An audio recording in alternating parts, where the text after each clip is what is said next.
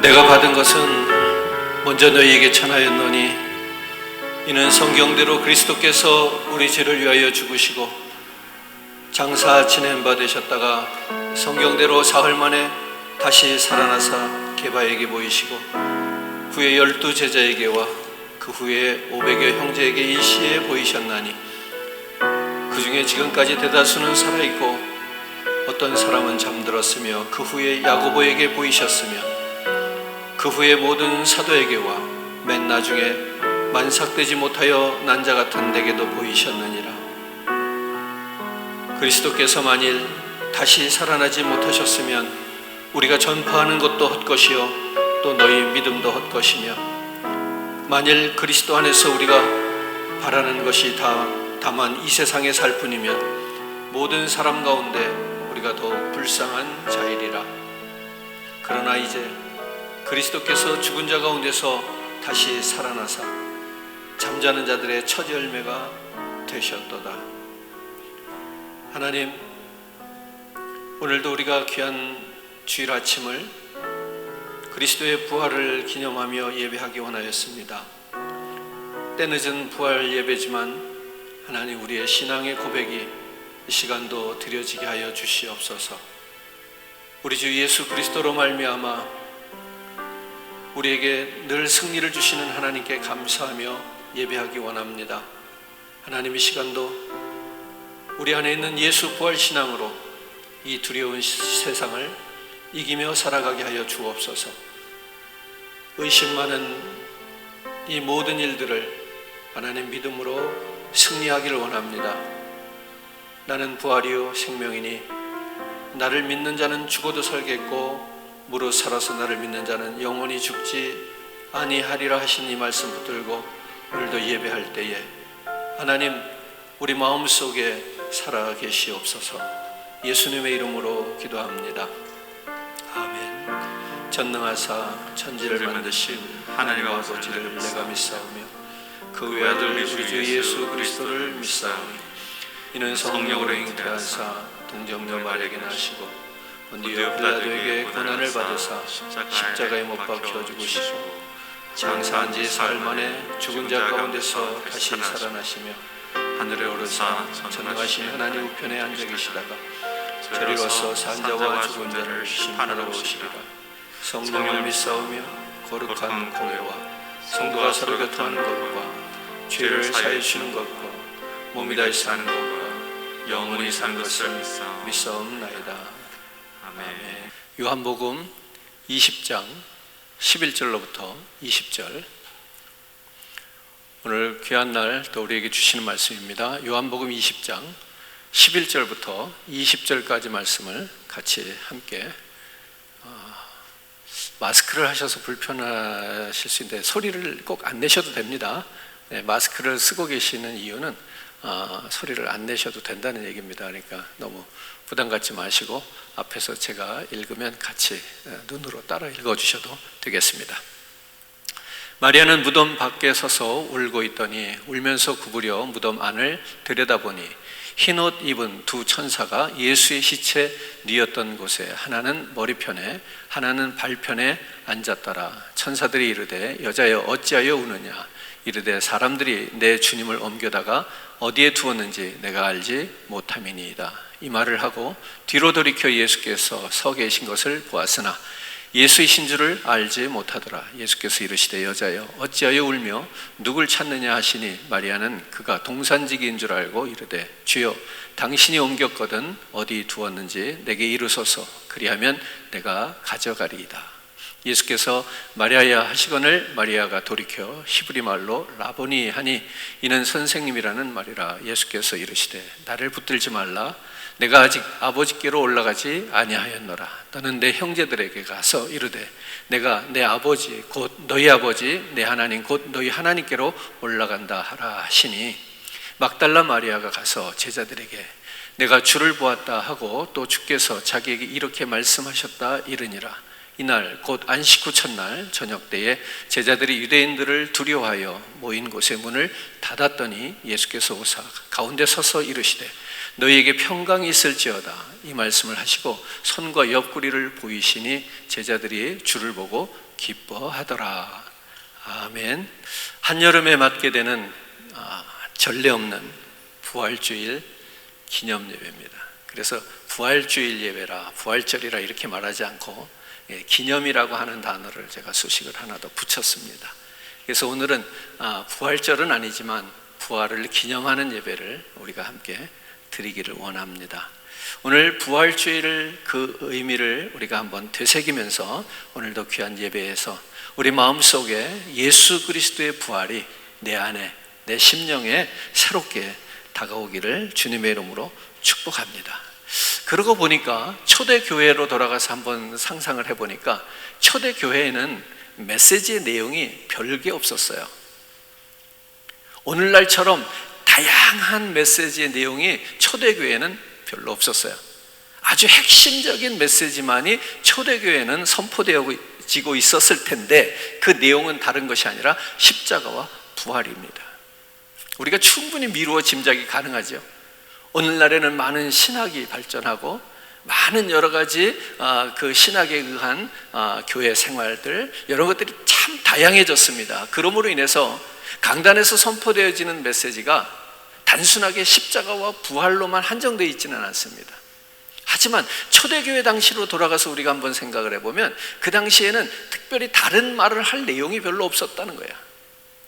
그렇기 때문에 초대교회 당시에는 십자가와 부활이 지나칠 정도로 강조되어졌을 것이고 매주 똑같은 십자가와 부활에 대한 메시지가 반복되어졌을 것이고, 그런데 이상한 것은 그것으로 인해서 왜 목사님, 아니 그 당시는 목사가 아니었겠죠, 왜 우리 교회는, 우리 모임에서는 왜 맨날 똑같은 십자가와 부활만을 이야기합니까? 라고 불평하는 성도들도 없었을 것이고, 오히려 십자가와 부활이 매주 반복되어지는 그 메시지 속에서 교회는 건강해졌고, 교회는 오히려 힘있게 일어났고 세상을 향해서 뻗어나갈 수 있는 그러한 이유와 근거가 되었습니다.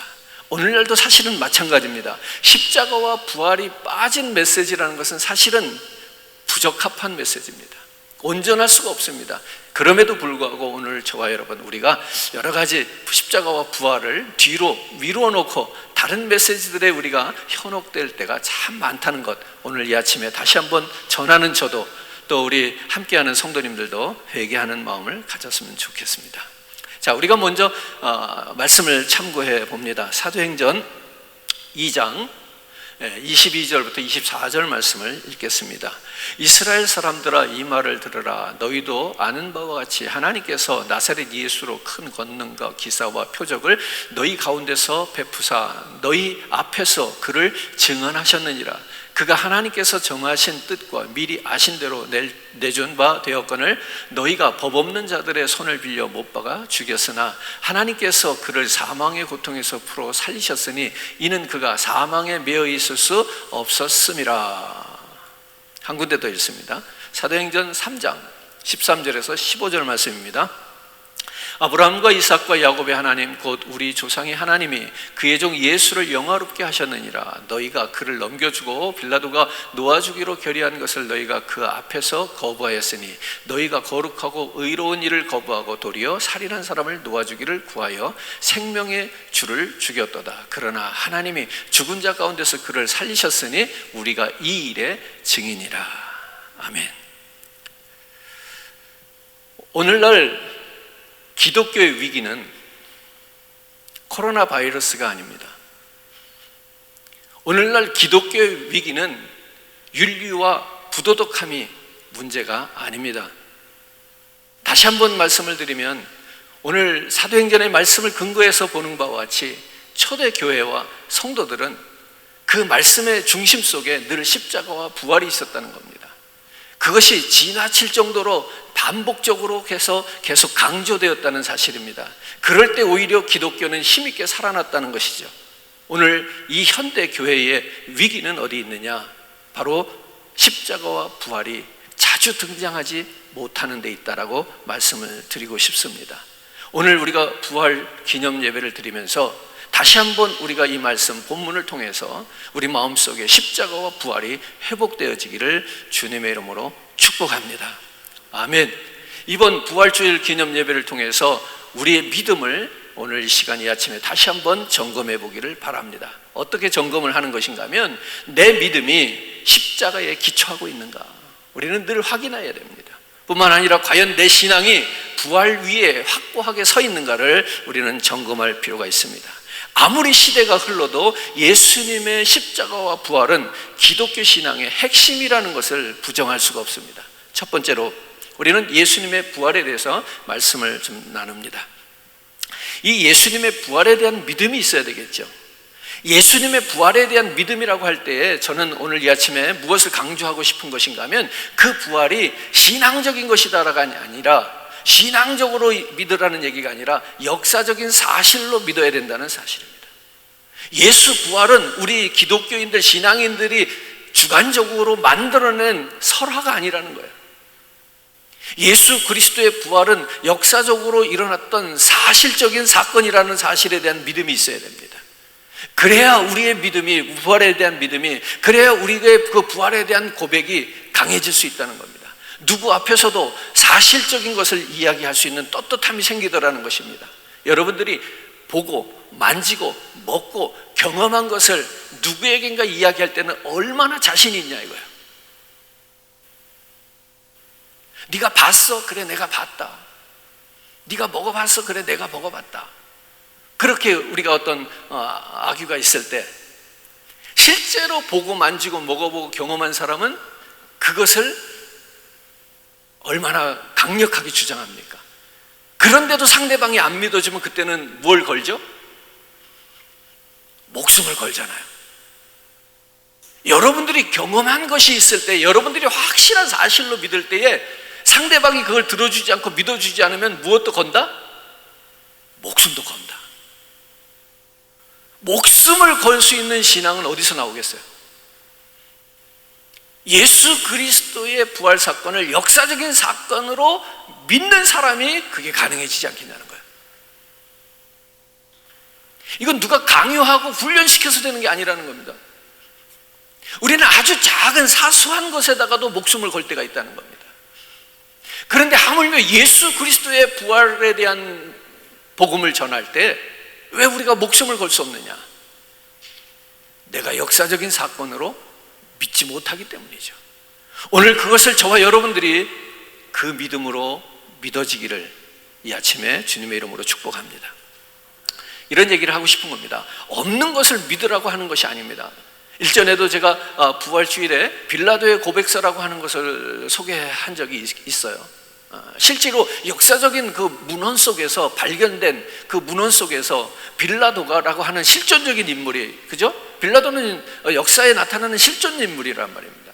그가 자기의 황제에게 보고한 보고서 속에 예수와 그의 제자들과 그 예수 그리스도의 죽음과 부활에 대해서 보고하는 내용이 나온단 말이에요. 즉 예수 그리스도의 이 부활 사건은 역사적인 사건이라는 것을 믿으시기 바랍니다. 또한 성경에서는 이렇게 말씀합니다. 사도행전 4장 19절 20절 말씀을 같이 한번 읽습니다. 베드로와 요한이 대답하여 이르되 하나님 앞에서 너희의 말을 듣는 것이 하나님의 말씀을 듣는 것보다 옳은가 판단하라. 우리는 보고 들은 것을 말하지 아니할 수 없다 하니. 우리는 무엇을 말한다고요? 사도들은 무엇을 말한다고 그래요? 보고 들은 것을 말하는 것이다. 내가 보고 들은 것을 말하지 아니할 수 없다. 내가 보고 들었기 때문에 이것을 말하는 데 있어서 내 생명을 걸고라도 내가 이걸 말하고야 만다, 이런 얘기입니다. 오늘 여러분 이 시간에 각자의 믿음을 점검해 보자고 그랬는데 이런 걸 점검하자는 겁니다. 오늘 나는 예수 그리스도의 부활을 얼만큼 전할 수 있는가? 얼만큼 확신하고 누구에게 이것을 전달할 수 있겠는가 말입니다. 어떤 조건과 어떤 환경 앞에서 내가 이것을 머뭇거릴 것인가? 그래도 전할 것인가? 이것을 내가 보고 들은 것이 맞는가? 이 사실을 내가 믿고 있는 것이 맞는가? 이것이 확인될 필요가 있습니다. 두 번째로 부활의 믿음입니다. 다음으로 우리가 이 부활의 주님에 대한 믿음이 있어야 되는데요, 무슨 이야기인가 하면 단순히 우리가 입으로만 예수 부활하셨습니다 라고 말하는 여기서 끝나서는 안 된다는 얘기입니다.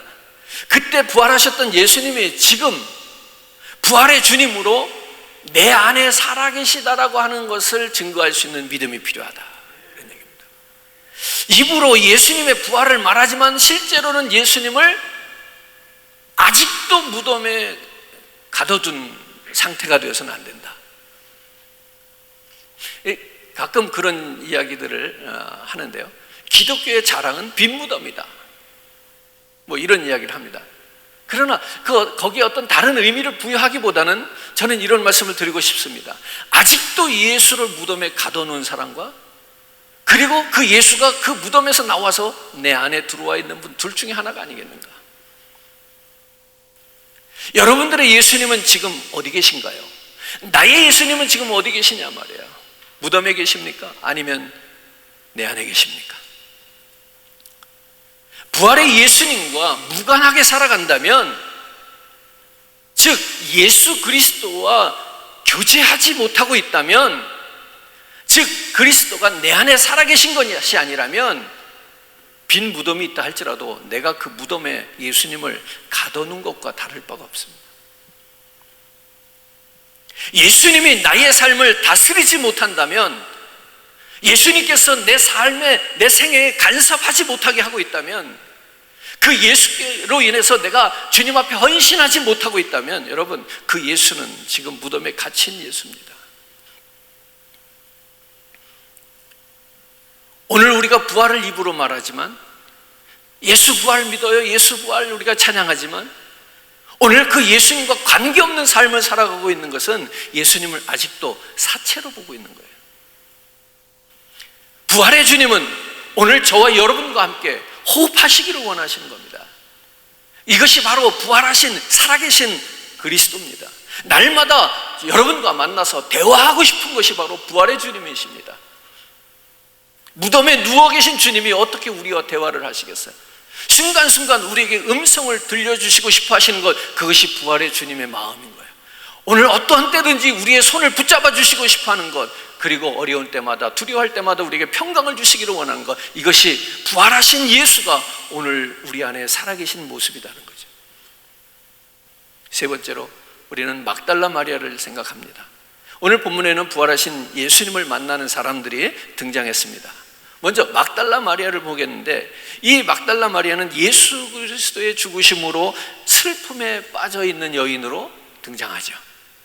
자, 23장, 누가복음 23장 27절 말씀 읽어요.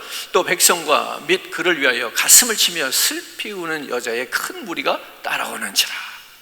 여성들이 더 예수님의 슬픔을 적극적으로 슬퍼했던 것 같아요. 자, 한 군데 더, 요한복음 19장 25절 말씀입니다. 예수의 십자가 곁에는 그 어머니와 이모와 글로바의 아내 마리아와 막달라 마리아가 섰는지라. 마지막까지 예수님의 그 십자가, 그 두려움의 사형의 형장 속에 같이 서 있었던 분들은 남자들이 아니라 여성들이었어요. 저는 이런 생각을 해봅니다. 여성이니까 원래 눈물을 잘 흘려, 이 본문을 그렇게 해석해도 되겠나? 그건 아니라고 봅니다. 단순히 여성들이 눈물을 더 쉽게 흘린다는 이유로 성경이 이 여성들의 눈물과 그들의 슬픔을 기록하지는 않았을 겁니다.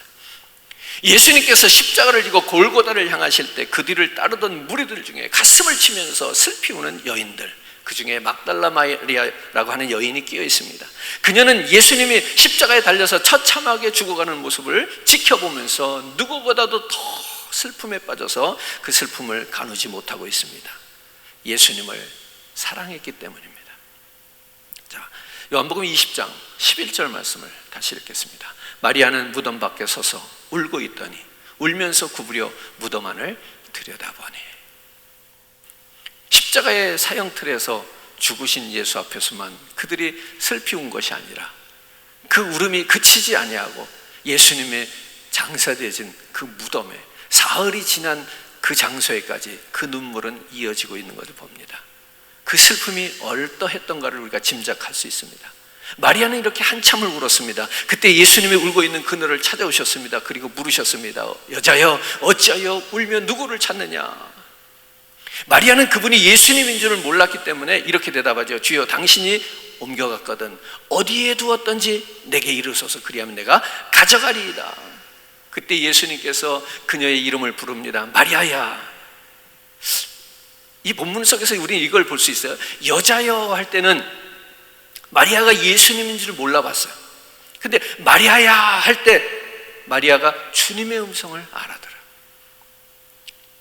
그때 마리아의 표정을 한번 우리가 상상해 봅니다. 어떨까요? 예수님을 드디어 알아보고 죽은 줄만 알았던 그분을 라보니, 선생님이여라고 부르는 그녀의 모습, 우리가 한번 그려볼 수 있겠죠. 이런 이야기입니다. 부활하신 주님을 만나는 그 마리아, 슬픔에 빠진 상태에서 부활하신 주님을 만났을 때 마리아의 그 깊은 슬픔이 한순간에 날아가는 것을 보자는 겁니다. 우리들이 인생을 살아가면서 여러 가지 많은 우여곡절 속에서 살아가면서 여러분, 힘들지 않은 인생은 한 사람도 없어요. 그 어떤 인생을 들어가 봐도요, 슬픔이 없는 인생은 하나도 없어요. 남들 앞에서는 아무리 웃고 떠들어도요, 그 속에는 깊은 슬픔이 늘 있어요. 그런데 여러분 기억하십시오.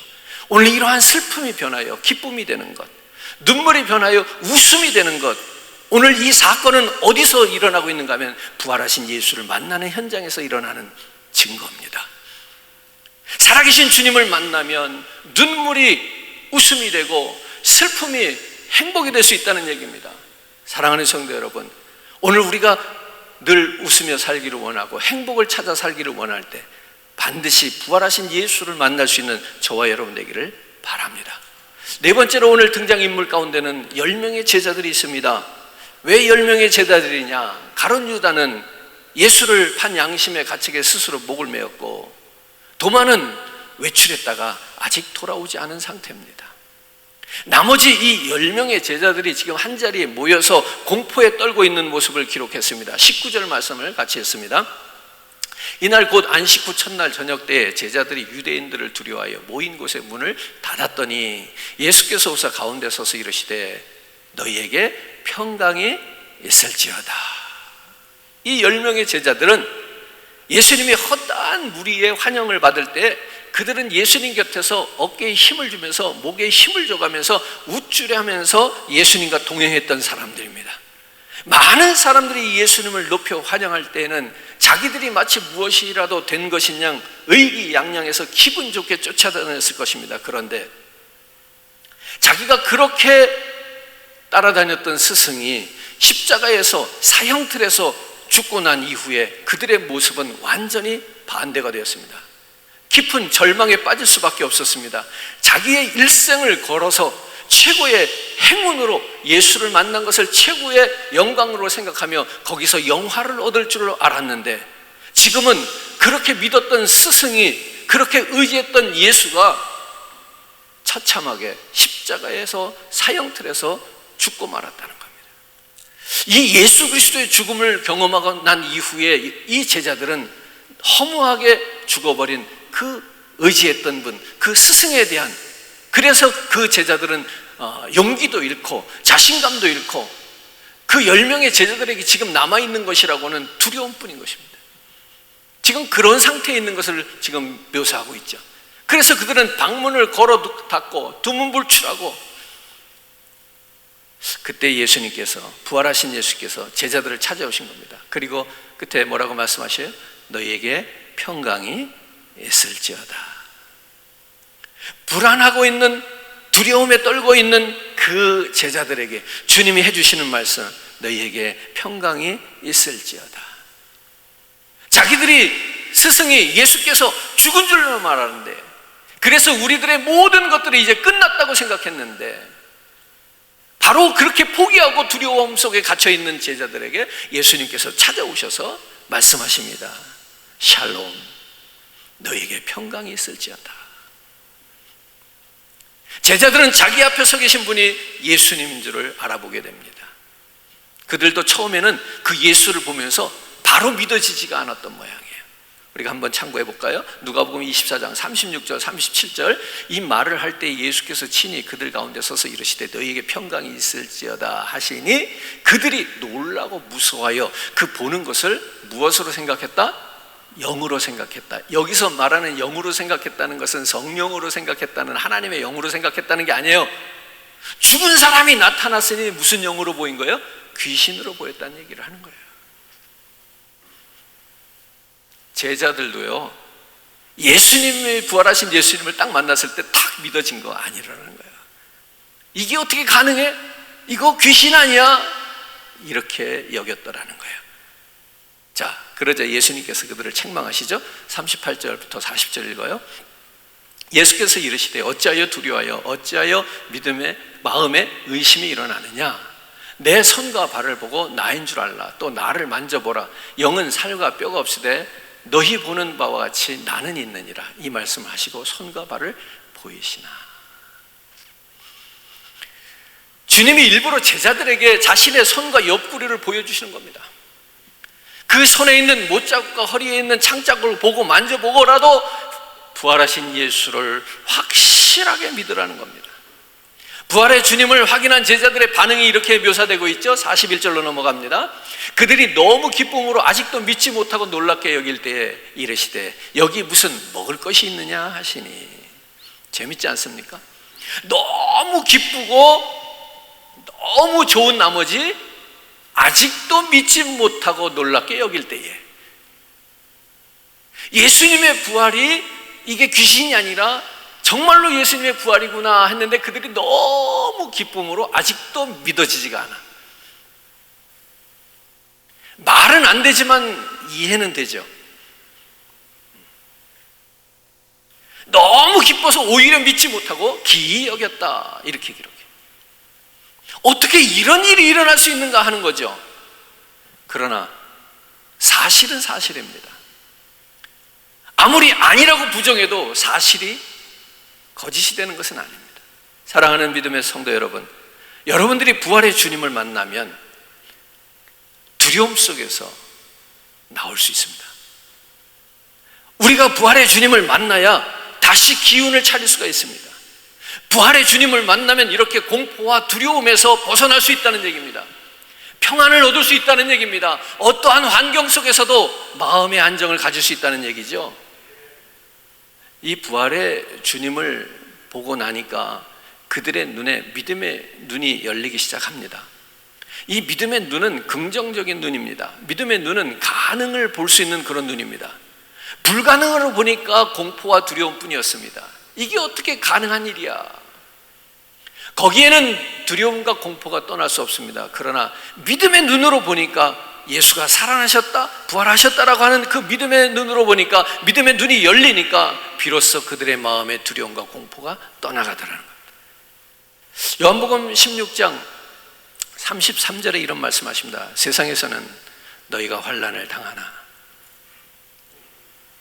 세상에서는 너희가 환난을 당하나. 맞습니다. 우리가 세상을 살아가는 동안 예수를 믿어도 교회를 다녀도 열심히 기도를 해도 고통당할 수 있습니다. 실패할 수도 있습니다. 핍박을 당할 수도 있고요. 교회들이 기도 많이 하고 열심히 전도하고 복음적으로 살려고 애를 써도 코로나 바이러스 때문에 아무것도 할 수 없는 이런 팬데믹 상황에 빠질 수도 있습니다. 주님은 그 모든 상황을 인정하시는 겁니다. 그 다음에 이어진 말씀이 중요하죠. 너희가 세상에서 환난을 당하나. 그 다음에 이렇게 말합니다. 담대하라. 내가 세상을 이기었노라.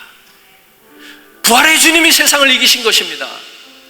사망의 왕노릇하는 이 세상을 이기시는 겁니다. 죄가 관영한 이 세상을 이기신 것입니다. 슬픔으로 가득 찬 이 세상을 주님이 이기신 거예요. 거짓으로 난무한 이 세상을 주님이 부활로 이기신 거예요. 오늘 이겨놓은 싸움을 우리 보러 같이 하자는 거예요. 오늘 예수 부활 믿을 때 오늘 저와 여러분 세상을 탓할 필요 없어요. 왜냐하면 세상은 원래부터 사망의 왕노릇하던 곳이었고 죄가 관연한 곳이고 슬픔으로 가득 찬 곳입니다. 그러나 예수 부활이 그걸 이겼습니다.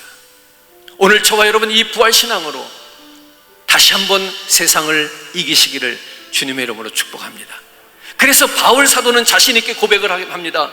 이 모든 일에 우리의 사랑하시는 이로 말미암아 우리가 넉넉히 이기느니라. 할렐루야.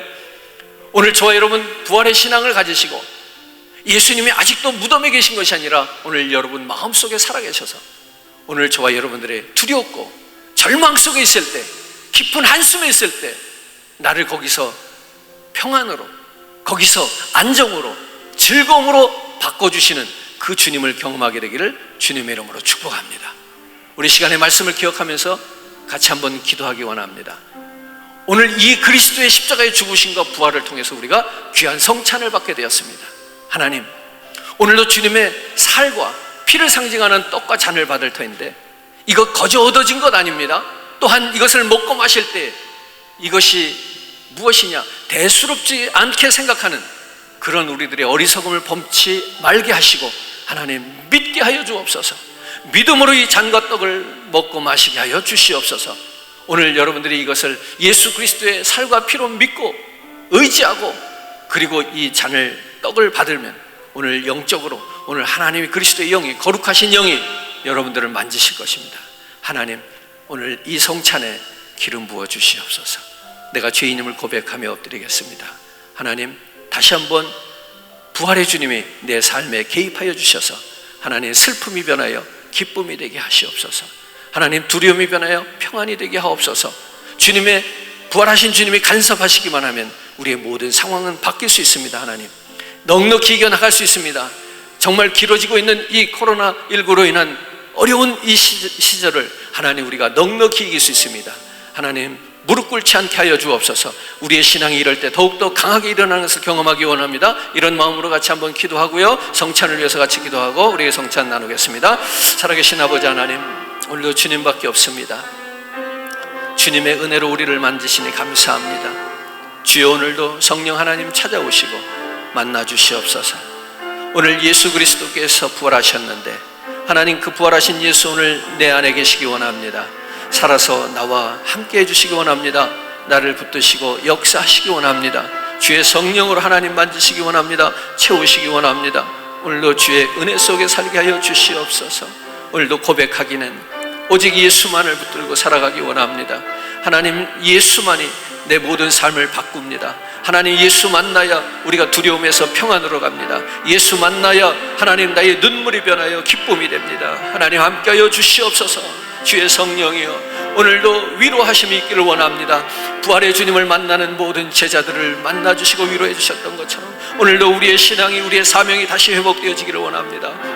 우리가 거하는 환경에 하나님, 저희들이 항복하지 않게 해 주시옵소서. 하나님, 이 환경에 놀라운 회복과 엄청난 부흥이 일어나기를 원합니다. 주여 도와주시옵소서. 오늘도 주 앞에 나와 회개하는 마음으로 하나님의 시간도 성찬 받기를 원합니다. 주여 함께하여 주시옵소서. 주의 은혜와 사랑으로 붙들어 주시옵소서. 능력 가운데 하나님 역사하여 주시옵소서. 오직 주의 은혜가 필요합니다. 하나님 함께하여 주시옵소서. 주의 사랑으로 붙드시기를 원합니다. 주님 채워주시옵소서. 아버지, 사랑이 많으신 아버지 하나님, 오직 예수 그분을 통해서만 우리가 그토록 원하는 진정한 평안도, 행복도, 기쁨도 누릴 수 있습니다. 세상을 의지하지 않게 해주시고 오늘 다시 한번 주 앞에 엎드려 우리의 죄를 회개하고 고백하며 그리스도 안에서 새로운 피조물로 지어지게 하여 주시옵소서. 오늘도 주님의 살과 피를 먹고 마시는 귀한 성찬을 나누기 원합니다. 하나님께서 오늘 시간 그 믿음을 고백하며 주의 살과 주의 피를 받는 우리 각 사람 한 사람 한 사람 그 마음속에 성령으로 임재하여 주시옵소서. 우리 안에 살아계시옵소서. 예수님의 이름으로 기도합니다. 아멘. 지금은 우리를 죄악 가운데서 구원하신 나사렛 예수 그리스도의 은혜와 하나님 아버지의 극진하신 사랑하심과 성령님의 교통하시고 역사하시며 내주하시고 충만하심이 오늘도 십자가에서 아낌없이